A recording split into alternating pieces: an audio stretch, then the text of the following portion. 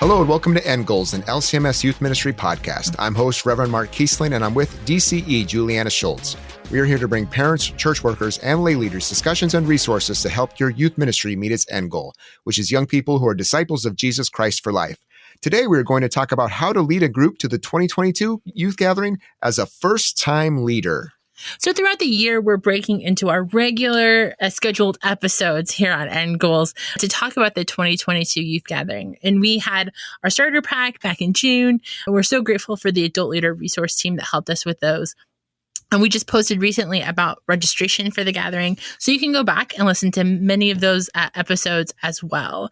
But at the National Lutheran Youth Workers Conference in Houston in this past July, we had our adult leader resource team use their expertise to prepare leaders for the gathering in like a track of different sessions that people could take.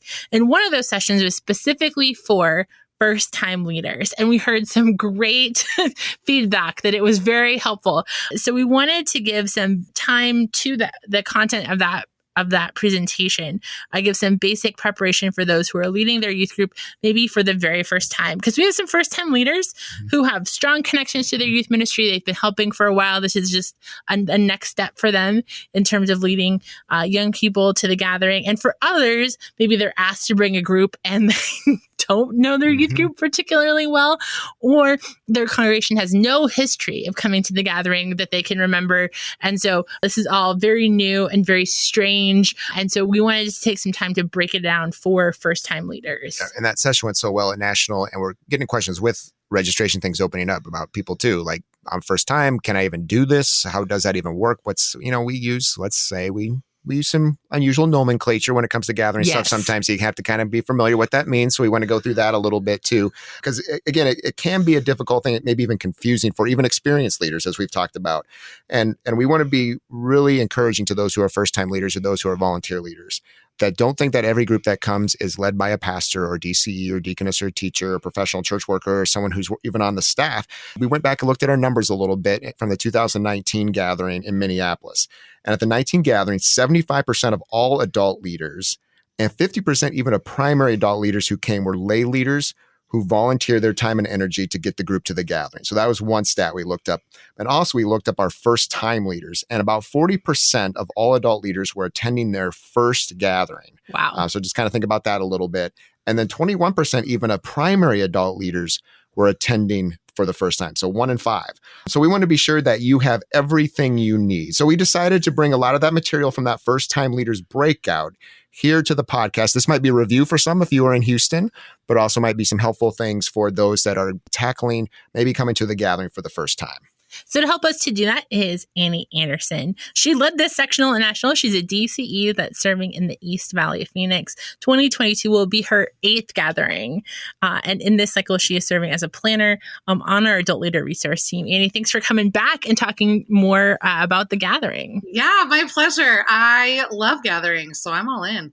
It's fantastic. Well, talking about this is your 8th one. Yep. So this may be a question we can all answer. Do you remember your first gathering? Maybe it was a participant, or maybe your first gathering as an adult leader. What were some of those memories you had during those experiences?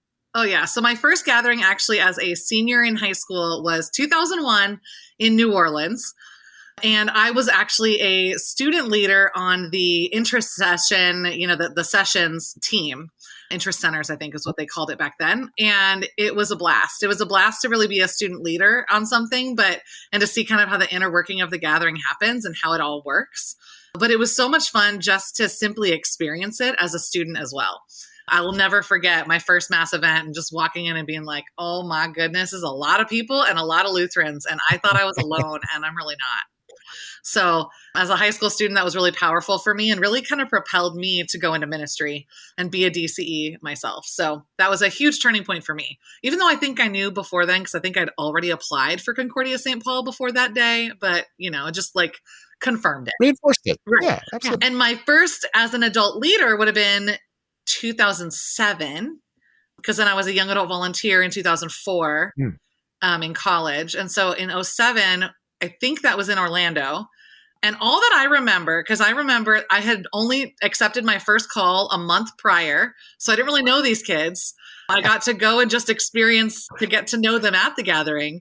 But the worst thing, on the very first day, we get into town and I don't even remember where I was or why, but I'm running across a parking lot and my, small little LG flip phone falls in the rain because it is pouring down rain.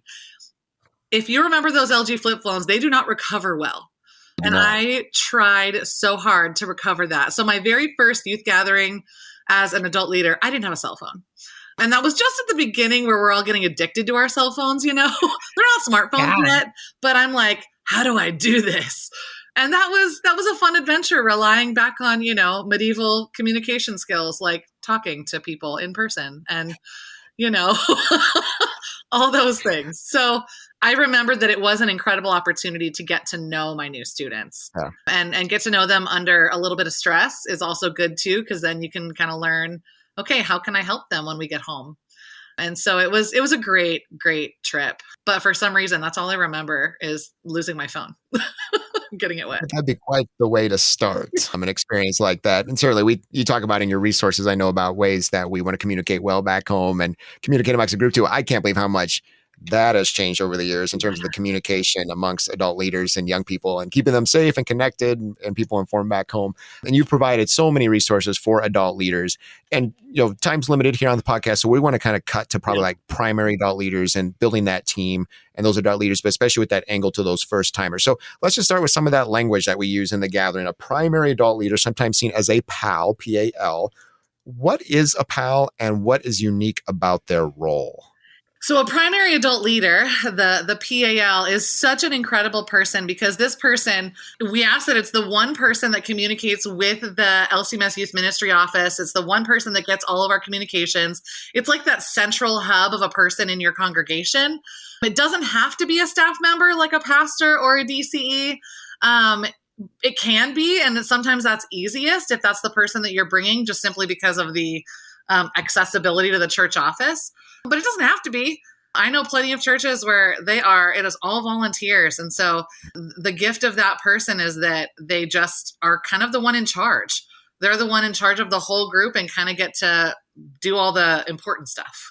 But that primary adult leader, while they are super critical, we need every church to have at least one, right? They're not doing it on their own. Oh, no. I mean, they are part of a team. So that primary adult leader is going to get communication from us. They're going to communicate to us. But who are the other people that you're going to need to come and put together on your team to support a group going to the gathering? Oh, so many adults. The gathering doesn't happen without lots of adults, both on the planning side and at home in our churches. We need parents to be involved. We need other adult leaders that are going on the trip to be involved. Those supportive adults that simply love teenagers. I have found that there are incredible adults in our congregations who love teenagers, but might not have the ability to go to a gathering, right? And so you still get those adult leaders involved somehow and just connect with them with meetings, build relationships with these students that will last. Maybe they're adults. We have some adults at my congregation that love to fundraise by doing this Valentine's Day dinner. And so this couple is going to pretty much do the Valentine's Day dinner fundraiser. And my students and their parents get to help that leader. And I love that, that like the fundraising, it's the whole congregation, not just the kids and their parents and the leaders going on the trip. The whole congregation can be involved, and the adult leader is never alone. And so you have to have that team. So while that primary adult leader is critical in terms of communication and registration, yes, they definitely don't have to be doing all of that. Like we encourage, you go to some of the resources on the Gathering resource page, you're going to see us suggest that you do get, a group of adults who are coming with you who have a variety of different tasks, and then that you collect this much bigger support system around you that are going to be there to help make sure you can get to the gathering. And so it's not just one leader who's bringing a group of youth. One thing I love to see, I know this happens in my congregations, is the adults bond together too. And so they form friendships around this common goal, common task of serving young people, but yet they create lifelong relationships and friendships too. And so they get that great time to connect and problem solve and serve one another and encourage each other. So that's always a cool thing to see. So tons of resources to talk about prepping for a gathering. Again, we're here to help you along the way, but we want to turn our attention to the gathering itself just to start prepping so to kind of what to expect a little bit. So we talk about 3 things that you want to make sure your group does every day. Annie, what are those three things? And community groups, meaning connect with your group about everything. So make sure that you are setting aside time every single day with your community group. Now, I've served in churches that have large groups, like we've taken 50 kids, and my current congregation, we're going to probably have about 10. And so we might just be one community group with just the 10 of us. But at my previous congregations, we've had to break it up into 5 or 6 community groups.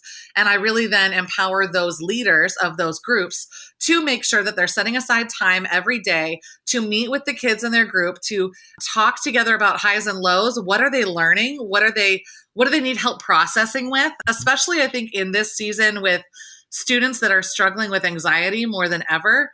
My kids are not afraid of the question, what are you triggered by today? You know, they actually appreciate the honesty of that question. And so to process what they're learning and absorbing from the gathering with them is really what that community group time is all about. So make sure that you're setting aside time for that. And also, of course, everything that we do with the gathering is rooted in God's word. And so going to the Bible studies that your group is assigned to in your location is super important every day.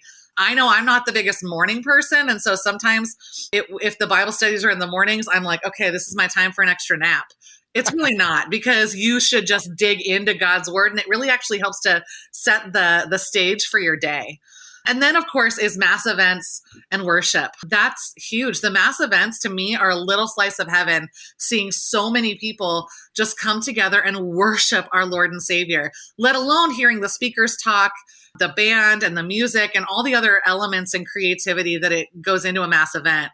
And so those three things, community group time every day, Bible study every day, to really get your group and in the mindset around the theme, and then going to the mass event. Those are the big three.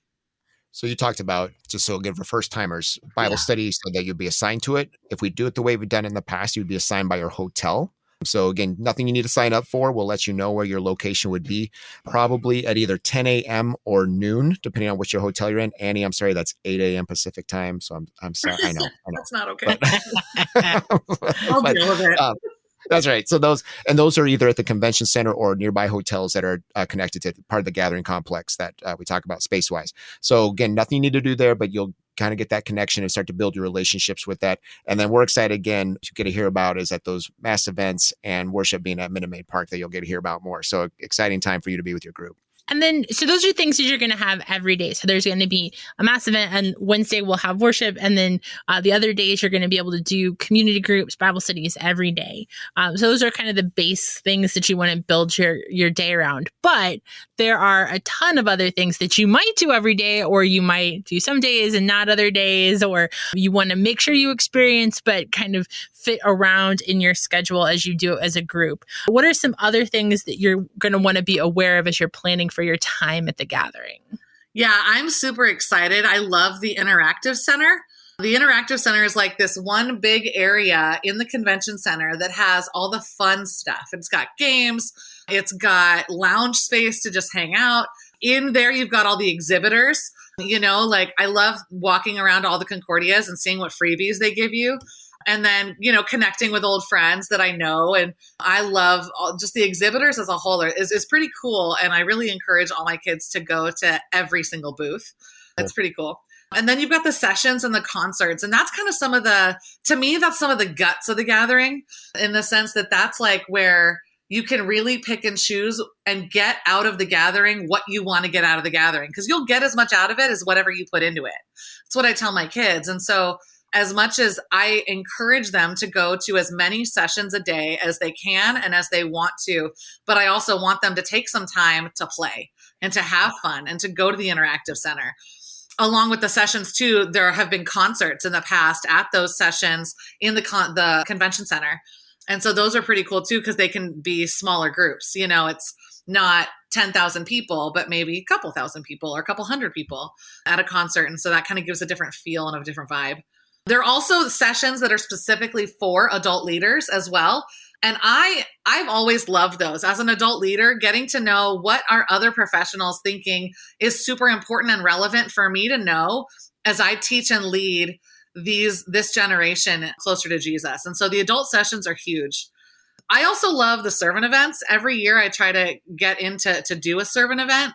And I believe, correct me if I'm wrong, you guys, that we're doing some on-site ones and some off-site ones this year, which is really, really cool. And then the district event. I don't know if every district does a district event, but I know the Pacific Southwest District has done an event, and sometimes districts combine. I've heard that I think we're combining again with another district or two to kind of see like who are all these Lutherans on the West Coast, and that can be kind of fun. I've heard a few things of what our district coordinator might be thinking, and it sounds kind of fun. The district event is really cool because it's just less. It's less, but it's still more, if that makes any sense. It's less people, but they're people that are closer to you, right? So instead of it being like this huge mass of people that you're going to see at a mass event, you're going to get to interact with other young people and other adults who are maybe a lot closer to where you're staying in. And you can also explore more about districts at the district zone. So on the Interactive Center, different regions and different districts, we have an area where they're going to have activities where you can kind of explore that as well. And there's some great stuff on the interactive floor that really reinforces some of the things that we're talking about in sessions and in mass events, some educational pieces there too, which is really, really fantastic. I'd say one thing, Annie, I want to bring up too. Now, just let's say I am that adult leader who needs to just sit down for 5 to 10 minutes, take a little breath, maybe charge my phone. Is there a place for me to go to do that? So my team gets the privilege of orchestrating for you the adult leader rest area, which is going to be a spot that is set aside in the George R. Brown Convention Center. And my team has some incredible plans. I love hearing all the things that they want to do. There will be plenty of chargers, plenty of just couches and tables, probably some like vending machines or opportunities to get some snacks. It's going to be a blast just to sit. I think that's probably where I might be the majority of this gathering, just to kind of like sit and chill. Because, Phoenix weather is hot enough. Houston, then that humidity. I'm just going to stay there. But no, it's great. And that's intentionally meant to be a spot to restore and rejuvenate. But also then we're intentional that we want to create some roundtable opportunities for adult leaders to get to know each other and just to talk and have that space away from their students. That's great. So, Annie, you're part of one team that helps provide support for adult leaders. One thing I think that's so important about the gathering, it's just awesome, is the number of volunteers we have at the event and that are there to support our adult leaders and our youth and just all the functioning that's happening at the gathering. We could not do it without them. And again, there's a lot of people that are there to support their experiences. Sometimes for a first time gathering adult leader, they don't necessarily understand that until they get there. And that's part of the process. But yeah, we want to give as much information we can about those adults who are there to serve you. So who are some of these people and who would it be helpful for them to know as they prepare for the gathering? Yeah, your district coordinator is a person that if you haven't been introduced to them yet, I'm sure that they will reach out to you and introduce themselves. The district coordinators are the people that have been kind of chosen by the district to organize the district event to help you at home, especially in this season pre-gathering, and to kind of help you with, if you have questions with other registration things, that, go to them first before you go to the youth ministry office, because they might have the answer for you. And so I know that our district coordinator in PSD, her name is Laura. She has just been so helpful. She created a Facebook page for all of us and has been just a delight to really go back and forth with ideas on fundraising for. And so a really great resource for you is the district coordinator. If they don't know who their district coordinator is, Mark and Juliana, is there a place they can go to find who that is? There is. It's on the website. Great. So if you go to the website, go to district coordinators. There's a whole list of them, not only their pictures, but ways to get in touch with them. So if you haven't yet or you have a question, feel free to reach out to them. And we've done lots of training with them. Maybe you met them at National if you were at National. This is a great group of people, experienced, and they're ready to help support you as you go to the gathering. So especially first-time leaders, we'd love for you to be able to connect with that district coordinator. Awesome. Thank you. I did not know that. So that's why I was like, there's probably a place they can go to find who that is. There is. Then you've also got gathering ambassadors, and these guys are going to be in blue, correct? Correct. So these are our blue shirts, and these are our other adults that are going to be hanging around the city, in your hotels, in sessions, in stuff that are really meant to help you and to resource you when you're there in Houston. If you have questions, if you have any other kind of just a need, they're there to help you figure that out. Team Flex, they are a lot of just different volunteers all across the city. Some of them are short-term volunteers who are just serving for a day. Some of them are serving for longer. And so there's a lot of volunteers that the gathering takes. And so that's what Team Flex is more of those volunteers that are just going to come into the city and really help make the gathering happen. They might be some people that you see helping, navigate traffic or direct traffic, things like that. And then you have the Orange Nation, the beloved young adult volunteers who are our students who are age 19 to 25, your college age-ish kids who just love the gathering and want to come. I love Yavs. I was one in 2004. I think that was the first year that it was orange, but it could have gone back before that. But I'm like, that's my crew that originated Orange Nation. But no, it was a blast to be one. And so I know the applications are open right now. And so really encourage your college age kids who are too old to go to the gathering as a participant to volunteer for that and to apply for that to be a part of it, because it's an incredible experience.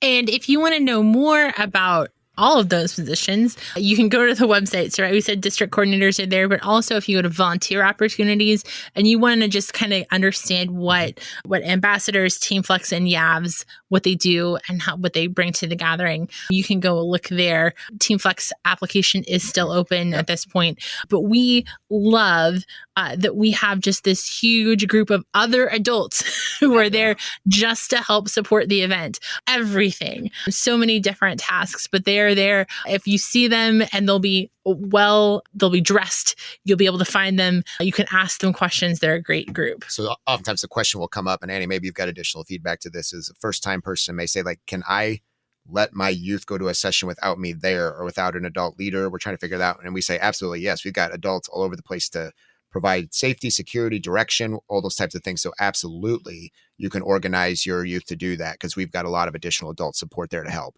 Yeah, I really tell my kids that I want them to stay in groups of 2 when they are in the convention center. So I want everybody to have a buddy, right? And I want them to tell their small group leader what session they're going. And that just kind of opens up the door of conversation for the adult leader to ask them how to go, but the adult leader doesn't always have to go to every single session with their kids, with their small group.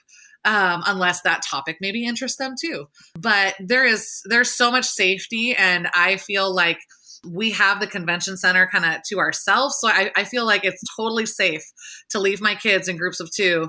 And I don't feel like they need that additional, adult leader kind of monitoring them because they're safe there. I do tell them though that they're not allowed to leave the convention center without an adult. And so parameters, right? That's their boundary. So stay in the convention center, and then we all leave together as one group as we go out to dinner, go to a meal, go back to the hotel, whatever that need is. They're just not allowed to leave the convention center unless they talk to me first. And there have been situations where I have seen on Instagram later that, you left the city and went to the Minneapolis Sculpture Garden during session time. We're going to have a conversation about that. Yeah. Well, and I think that's one of the things that first-time leaders can do. And sometimes you can't do this kind of stuff in advance, but knowing that, the convention center is going to be full of people from our event, can you, when you come for registration, find a spot? Yeah. Right? This is the spot. Mm-hmm. When I tell you to come meet me, this is the spot you were coming to meet me at. That place where we're going to reconvene. If you find it in that and you set times, one of the things we have an app that will be a part of our event. Last time we were able to even you can schedule things on their schedule to come and meet you. Everyone is meeting at 4, put that on your calendar. You can track, where in the building they are. If they tell you what sessions they're in, you're going to be able to do a lot of other things like that. What other things might you be able to use the app or even other communication tools to do if you're a first-time leader? So what kind of things would you suggest? I found I really like group texts. I know a lot of kids don't and a lot of adult leaders don't, but I really kind of train my kids before we even leave. Here's how we're going to use appropriately these group texts. We're not going to abuse them. It's not for inside jokes. It's simply for communication of where are we at, where are we going, where are we meeting, where are you? And so that we can all be on the same page. I know that there are other apps out there like Remind or GroupMe or WhatsApp, lots of different things that you can use for that. And I've kind of used them all, and sometimes I use them, sometimes I don't. At the last gathering, I had a parent suggest to me using the Life 360 app, which is a GPS tracker on phones to track where all of our kids are. And we ended up not using it simply because we just couldn't afford the app with the amount of kids that we had. You had to pay for it, and we just didn't want to pay for it. But that could be a good resource if that's something you're interested in, to have an actual GPS location on each of your students, at least their cell phone. It doesn't help if they leave their cell phone in their hotel room. But, No, but like not even just as a correction device, but like, frankly, if they get lost. Well, exactly. Right. One of the things that we talk about, and we'll talk about a little bit later, is like making sure you have something that you can lift high up in the air in a large group so people can find you. Right. So, I mean, there's just a lot of people in the space to be able to navigate. So some of those things can be really helpful. Yeah. And on the app, you're going to have the ability to download that, to look at it in advance, but it's also going to send notifications to you if there's something that we as a staff or as the planners need to pass along to you. There's also going to be the youth and adult poll on the app. So plan on looking forward to having that and making that really accessible to you and your group as a part of that experience, and building that into, like you said, your technology covenant you're going to have with them about the appropriate use of all of those different things. So one of the things we love about a youth gathering is we kind of get to make a new city home for like 5+ days, which is exciting for our participants, for us as planners, a city that we certainly get to know and love, and the people that are there. And so maybe you've been to Houston before on vacation or business or other things like that. Annie, you've been able to be in with your team, and for National Lutheran Youth Workers Conference too, maybe some of our listeners were there able to attend that. What are some highlights you would lift up about Houston or downtown Houston, especially where we'll be? Yeah, I really liked the convention center, the GRB, which stands for the George R. Brown Convention Center, right? Yeah. I really liked that because it's got a cool vibe to it, but it's also so big that there's going to be plenty of space to find your spot, Juliana, like you were talking about. Yeah. There's going to be plenty of space, lots of escalators and elevators. Like I was really impressed with the flow of the building. So I'm excited for that. I also love that Houston actually has a lot of tunnels for different stuff. And so you don't actually have to go outside to travel. If your hotel connects to the tunnel connects to the tunnel, and which then connects to the convention center, you might be able to just walk mostly there inside, which, I appreciate because I hate humidity. So, but there's a lot of different restaurants in there. I don't know how many of those are going to be open during the days of the gathering, but it's kind of cool. It was just a cool city. And I didn't get to go to Minute Maid Park, and it's on my bucket list in my life to go to every Major League ball field. I'm a huge baseball fan. And so I'm excited that even though I've never seen the Astros play, and I'm kind of okay with that. Right. Sorry, Texas people, that I still get to go to Minute Maid Park, and someday I will see the Astros. But I do. That's kind of fun, and and it's also fun that this is the first year that we're in a baseball field, a baseball stadium, not a football stadium. And so I've never seen what that could be like, and that's super cool to have that newness. Yeah. And I appreciate that we have sort of a gathering complex, right? So we're attached to a couple of hotels, right? So we're going to be in the convention center, but there'll also be some adjacent hotels that are connected to the convention center that we're going to be in. But the gathering complex and Minute Maid are not very far apart, which is fabulous because friends, if you haven't yet, start preparing your walking shoes. There's a lot of walking. Yes. The gathering is a lot of walking. And so as an adult who sometimes has a very sedentary desk job, you need to really think about making sure that you're prepared to walk. But luckily this time, unlike maybe in other cities, Minute Maid Park is right there. Right. It's literally like 2 city blocks away. Really close. So close. Yeah. So there is not this like mile walk to the stadium. But to your point, like to keep in mind though, Annie said about how large GRB is. I think I tried to track it when I was there. And I think you're still from like one end to the other, still like 3/4 of a mile. Pretty close. So think, I mean, just if you go to multiple sessions, multiple things, how quickly you are up to 4, 5, 6 miles a day just to hit program stuff. Inside, you're in air conditioning, you're inside, but yet there's still a lot of steps you're putting in.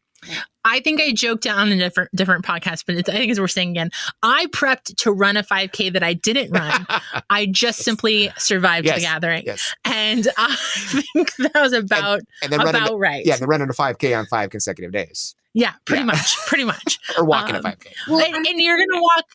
Go ahead. No, thank goodness then that the convention center has those water bottle fillers because you still have to hydrate even when you're inside. Yeah, those are just new too, so it's great. And hotels right now are really centered around downtown and the Galleria. And the Galleria, it will be a shuttle system, right? And down to the convention center. So we have kind of 2 pockets worth of hotels right now. That could change, but that's the plan. And so you're going to be able to kind of walk from your hotel using, streets or tunnels or whatever, and then Convention Center, Minute Maid, those are going to kind of be the places where we're going to centralize. Yeah, if you're at the Galleria, one of those outlying hotels, our shuttle, we take care of that. Again, you can work out your own plans if you want, but we provide shuttling from those hotels and we'll drop you off right basically across the street from the convention center. So again, we'll have a focused time in the morning and the evening to get you home from the Minute Maid Park after the mass event, but know that we would provide that for your groups if you're at the Galleria hotels. So first time leader, I'm thinking about what it is that I need to bring with me. And we've done this. I think we collected quite a few things that we thought, hey, things that we're going to need to bring you. Now, the thing that we want to remind you is that everybody is going to get a backpack and everyone will get a wristband. The wristband will be designated. You'll have to wear it the whole time and you cannot lose it, but you'll need to wear that wristband the whole time to be able to get in and out of things. And we do check those. So you will have that. But what else do I need to plan on carrying around with me during my time at the gathering? I think that one of the most important and yet understated items that I always tend to forget are Sharpies. Sharpies. So I always forget to bring a Sharpie, but we always need them because kids like to sign backpacks, or it's always good just to have that extra pen. You know what I mean? So that's, to me, it's super important. I also think it's also really important to have a first aid kit. I get those really small ones from CVS or Walgreens or Walmart, and I give them to all of my adult leaders. So they automatically have Band-Aids because, you're walking a ton, so your feet are going to be prone to blisters. And it's got all the just little stuff that you need for that kind of an experience, especially in Houston because it does rain quite frequently. An umbrella. I found that out at both of my trips to Houston this summer, and I did not have one, and I got pretty wet one day. And so an umbrella would have been really nice to have. I also tend to bring a deck of cards or Uno or some sort of a travel game or a game that can travel well, simply to kill time. Because there are certain times. What? I use Spot It, Zombie Dice. Yes, it's such a good There's one. tons of like little tiny games that you can get that fit very easily into a backpack and get a group going with. Yeah, exactly. There's a ton that are just so much fun because there is going to be a little bit of time that you might have to kill time while you're waiting in line for things or whatnot. I also think it's really important that adult leaders have a copy of all of their medical release forms. What I do is that I actually will have a physical copy in a folder back at church, back home on the receptionist's desk. I will scan every individual one so it's on my phone, which I carry with me all the time. And then I also have one person, whether it's me or another adult leader, that is designated to carry around the binder of all of our medical stuff. So like I've often had with me a leader who is in the medical field. And so that adult is designated that should a kid need to go to the emergency room or urgent care, they're the adult that goes with them. And that's the adult that carries around the physical copies of the medical release forms. I also think it's really important to have a list of cell phone numbers. I tell all my kids, just load everybody's cell phone number into your cell phone, but it's also good to have it on paper should a phone get lost or, any other thing might happen. Well, or like you said, your flip phone falls into the water. Yeah. And now suddenly I don't have any way of communicating because none of us have remembered anyone's phone number for the last 10 years. Right.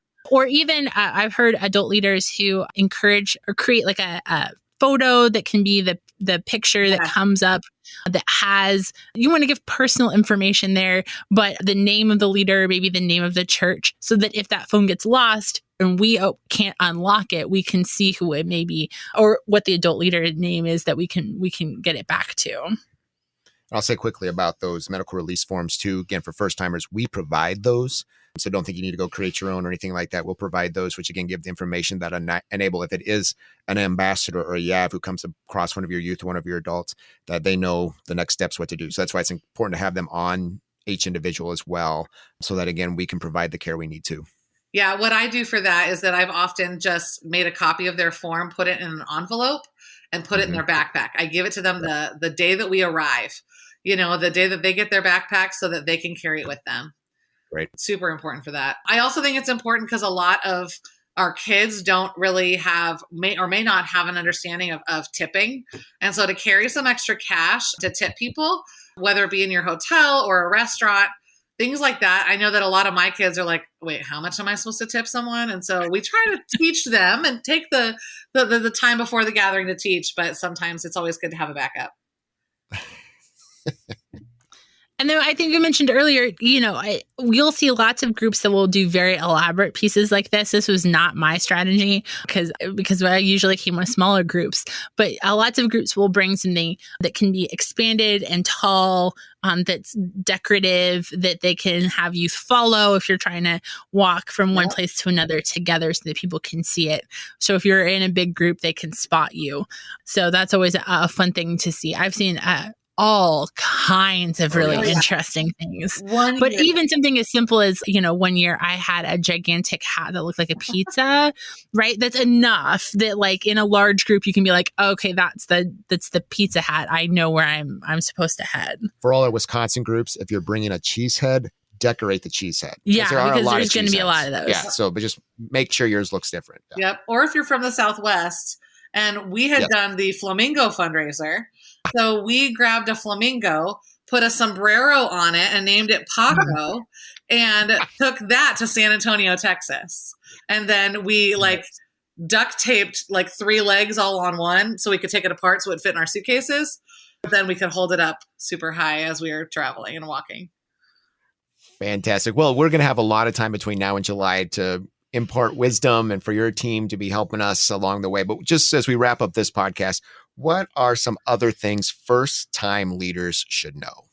Yeah, I would say just make sure that you go to the orientation sessions that are going to be happening, that once you check in and do the registration process, get your backpacks, then you'll be directed to a room at the convention center where you will go to an orientation session. And there are going to be 2 different sections of the orientation sessions this year. One that is just for first-time adult leaders, and one that is for other leaders that have been there multiple times, veteran leaders, and they're going to be a little bit different because we're going to kind of tailor the information. I'm going to personally be leading all the ones for you first-time leaders. So you'll get to meet me in person, and that'll be a blast. But it's more about the fact that we just simply get to encourage you on that first day and answer questions that you might have. That's also big for the orientation sessions. So I really encourage you to make that a priority and not to miss it. And even if you're not a first-time leader, still go to the orientation because you still might get some information that you didn't know. And that's part of why we're doing 2 different tracks for that, so that one is if you've been there lots of times, there's certain things that don't change that you already know. And so we're going to make that a little shorter and faster, but still opportunities for you to learn something new.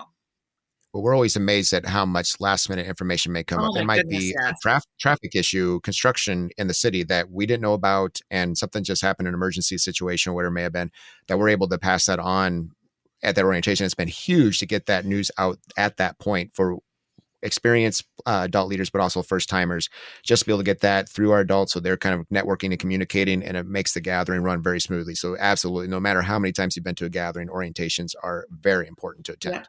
Yeah.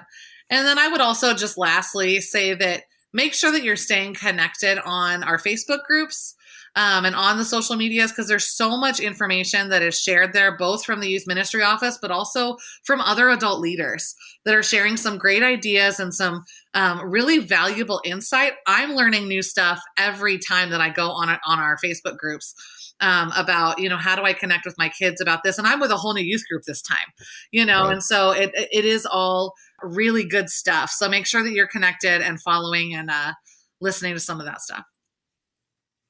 We're so grateful for Annie, for your team as they prepare for adult leaders, but just our entire group of planners, ambassadors, volunteers, everybody who makes this gathering possible. And we are excited for those first-time leaders. So hopefully this has given you just a little bit more information. If you've never done this before, you're feeling a little more comfortable in your preparation process. So thanks for being here, Annie.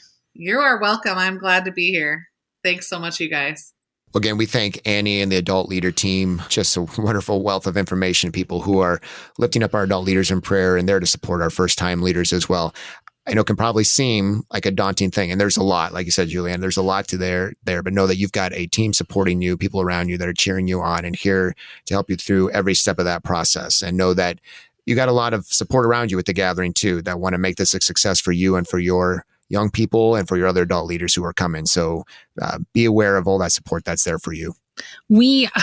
I look at those numbers and think about the 20% of primary adult leaders who are coming to their very first gathering doing this. And I'm so grateful to them to value their young people, to value youth ministry, to value faith development for their young people so much. They're willing to kind of step out in faith and do this. And I know for myself and our planning team and so many others, we have your back. Right. We want to see you do that and be successful in the experience, because we know God can work incredibly powerfully through events like the gathering to impact the lifelong faith of a young person.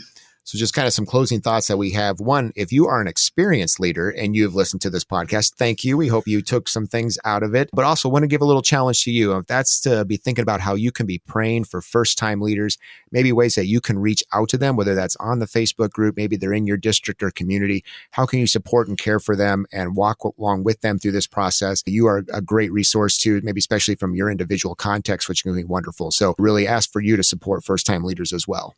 If you're that first-time leader, I'm going to encourage you to develop your support system at home. Find the parents, find the other adults, find your district coordinator, find the people who are going to help you to plan and to bring that group of young people, knowing that we on our end are bringing together volunteers and planners and other supports to support you while you're at the gathering. For your first-time leaders, just take a pause, take a breath, and most importantly, pray. Just be in prayer about this process, about your work and your investment in young people, but be praying for your young people, the other adult leaders, your congregation before, during, and after the gathering, as we again encourage our young people to be disciples of Jesus. We will continue to keep you in our prayers as you make plans, as you talk with young people and families, as you prepare in every way for the gathering. We know how many different pieces go into preparing for an event like the gathering. And we pray that God is with you every single step of the way, that this event may be just one powerful piece of your everyday youth ministry. End Goals Podcast is a production of LCMS Youth Ministry and KFUO Radio. To find out more about LCMS Youth Ministry or to find links to resources mentioned, go to kfuo.org/youth ministry. Thank you for listening and caring for the young people of our church.